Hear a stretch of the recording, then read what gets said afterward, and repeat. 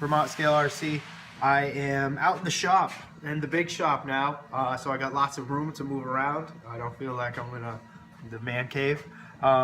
So what I'm doing today is I'm going over the breakdown of the 48-hour challenge Jeep. It's the truck that I built last year. It lasted the full 48 hours, and it competed in 2 Shred the Ledges, which is the most grueling event here on the East Coast.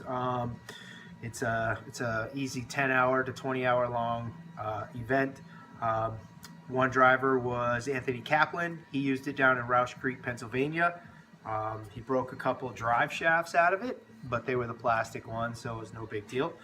It was those pit bull tires and all that traction. Thank you very much.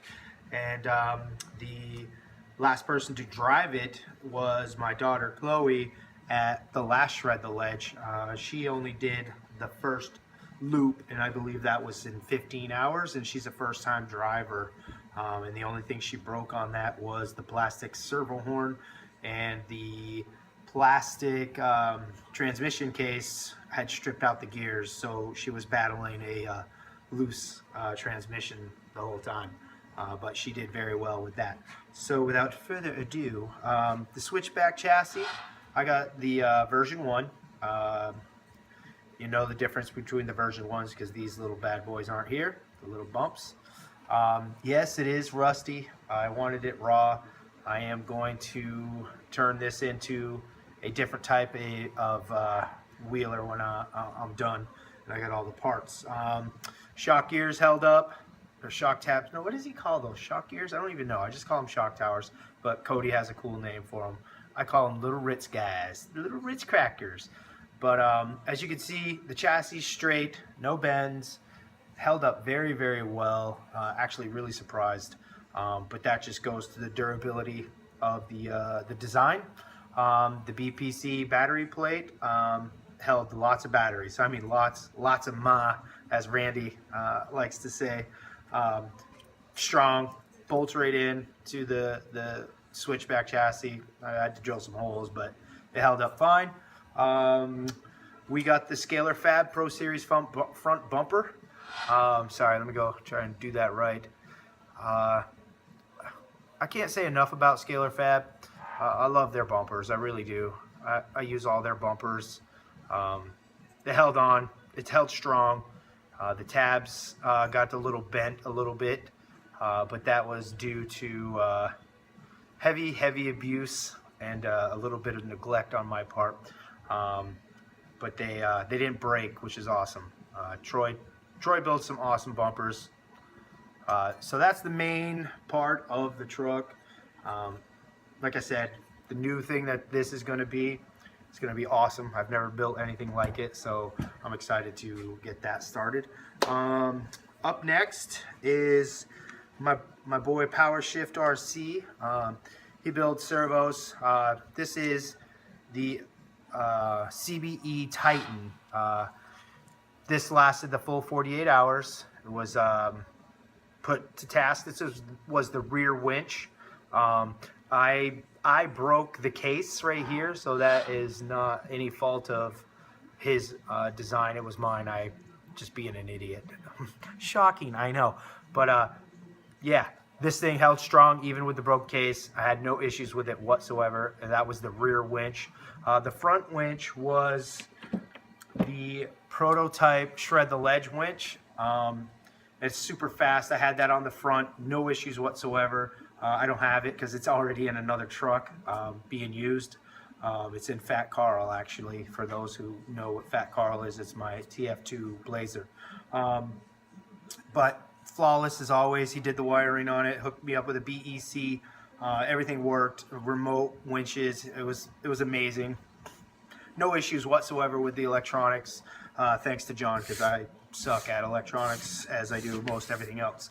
Up next, you know, a lot of people have questions about the durability of Boom Racing and you know, the China knockoffs and the products. I'm here to tell you, man, these fat axles, I love them. I absolutely love them. This one here, I'll just show you, it was the front one. Sorry about that. Front axle I have had no issues. I mean, none.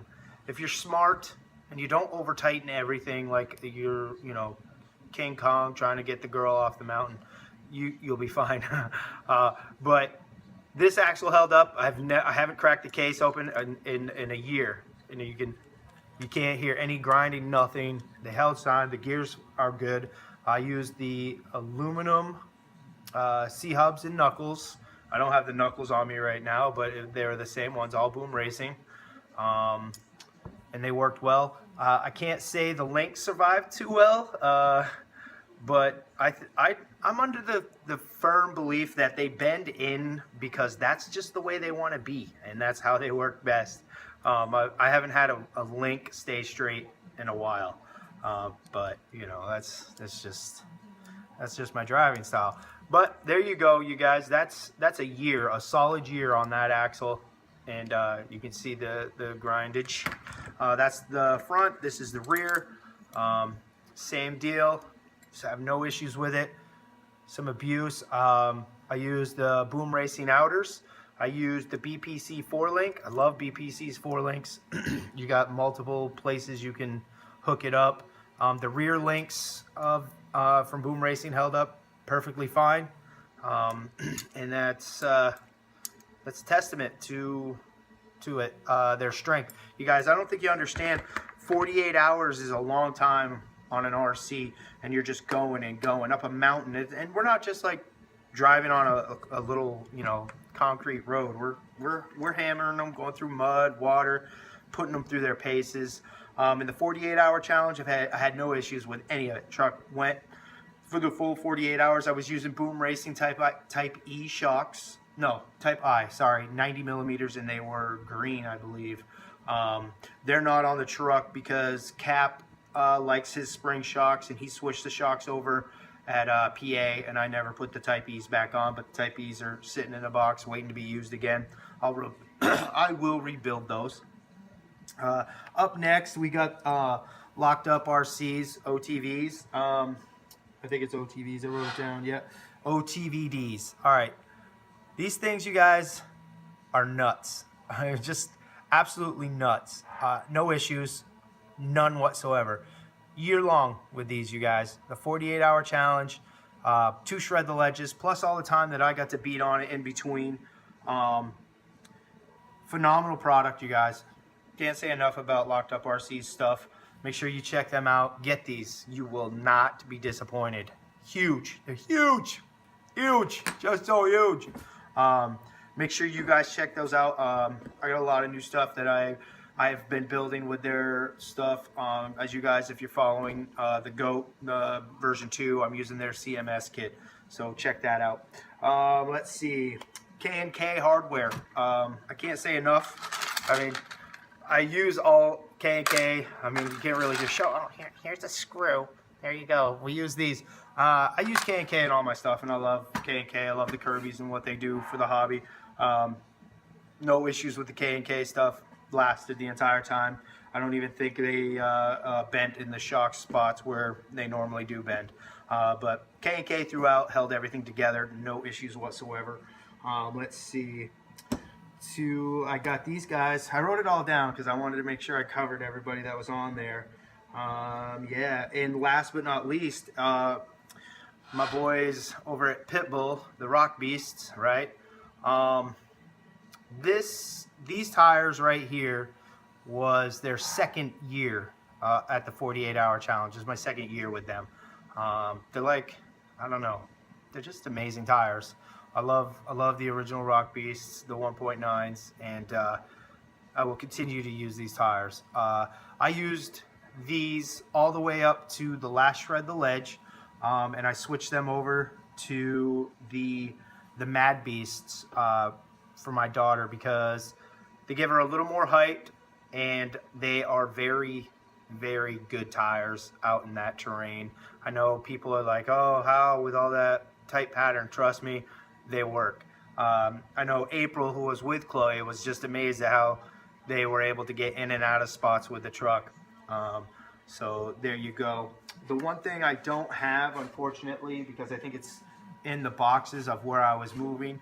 I did use a Holmes Hobby 35 turn Pro. That was long, right? It was right there.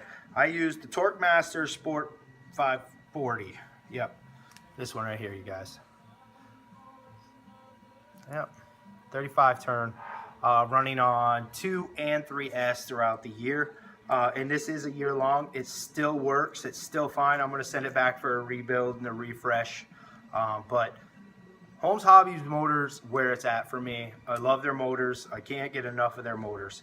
I use the Junfec front drive shaft, as you can see. And I've used the plastic wild boars, and you can see they got some shredded going on there. I used just the standard metal gears in here from Axial. So, but the case got rounded out pretty bad. That is pretty much it, you guys. I had a great time with this truck.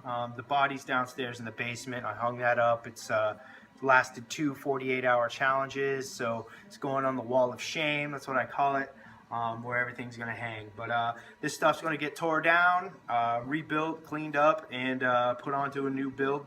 But I wouldn't hesitate to tell anybody to get any of these products for any of their needs. Proud to rock all this stuff, and I think you guys should too. In my opinion, I'm just saying, you should do it. So that's it. 48-hour Jeep torn down. Yeah, now I'm hopefully going to run a TF2 for the next 48-hour challenge. No leaf sprung vehicle has finished the 48-hour challenge, so I'm hoping to be the first to do so. Hopefully I'll be able to finish it again and do it upright. But there you go, you guys. Enjoy your time, and thanks for watching. Peace.